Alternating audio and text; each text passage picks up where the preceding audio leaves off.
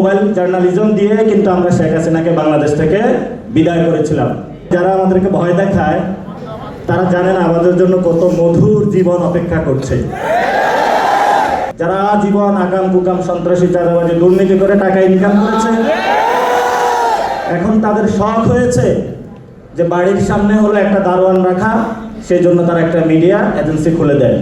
বাংলাদেশে যারা আলেম ওলামা রয়েছে দীর্ঘদিন ধরে তারা কিন্তু মিডিয়া সন্ত্রাসের শিকার। আপনারা দেখেছিলেন যখন শাপলা হত্যাকাণ্ড হয়েছিল, আমাদের সামনে এমনভাবে বয়ান উৎপাদন করা হয়েছে ওইখানে একজন লোকও মারা যায় নাই। এখন তারাই বলতেছে 36 জনের হলো তারা প্রমাণ পেয়েছে।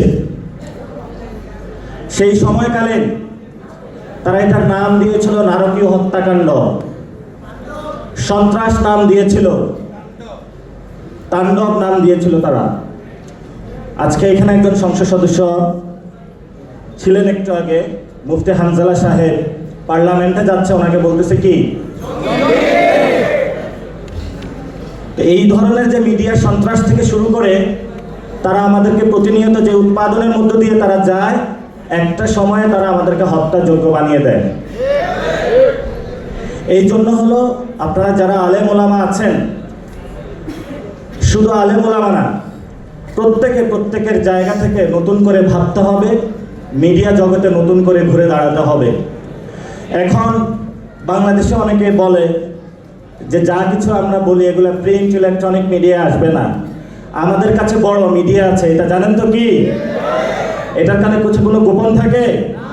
এটা দিয়ে মোবাইল জার্নালিজম দিয়ে কিন্তু আমরা শেখ হাসিনাকে বাংলাদেশ থেকে বিদায় করেছিলাম।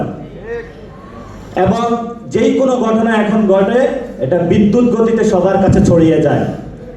এই জন্য যারা মিডিয়া ভাইরা রয়েছেন, আল্লাহর রাস্তা আপনাদের কাছে অনুরোধ, আপনারা তো করেন না, আপনাদের যারা মালিক পক্ষ রয়েছে, যারা জীবন আগাম কুকাম সন্ত্রাসী চাঁদাবাজি দুর্নীতি করে টাকা ইনকাম করেছে, এখন তাদের শখ হয়েছে যে বাড়ির সামনে হলো একটা দারোয়ান রাখা, সেই জন্য তারা একটা মিডিয়া এজেন্সি খুলে দেয়।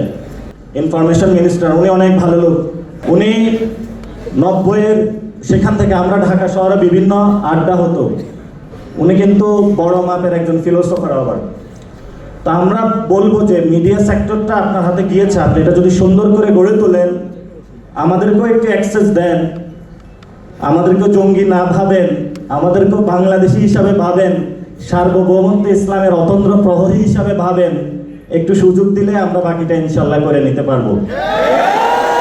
এই জন্য আমরা মনে করি শাপলা নামে একটি চ্যানেল আসা উচিত, যে চ্যানেলের মধ্য দিয়ে আগামীতে যেই কেউ যারা শাপলা কাহিনী ঘটিয়েছিল সেটা আপনার তথ্য অনুসন্ধান করে শাপলাদের পর্দার আড়ালের কি ঘটনা ঘটেছিল সেটা আমরা ইনশাআল্লাহ উন্মোচন করব। হেফাজতে ইসলামের সেই শাপলা যারা এসেছিল, ম্যাসাকার চালানো হয়েছিল, দাবিগুলো কি আপনারা ভুলে গিয়েছিলেন? দাবিগুলো আমাদের এখনো বুকে আছে। কোথায় আছে? এই দাবিগুলো আমরা বাংলাদেশে যতদিন থাকবো ততদিন আমরা ইনশাআল্লাহ ইসলাম এবং বাংলাদেশের সার্বভৌমত্বের জন্য অতন্ত্র প্রহরী হিসাবে কাজ করবো ইনশাআল্লাহ।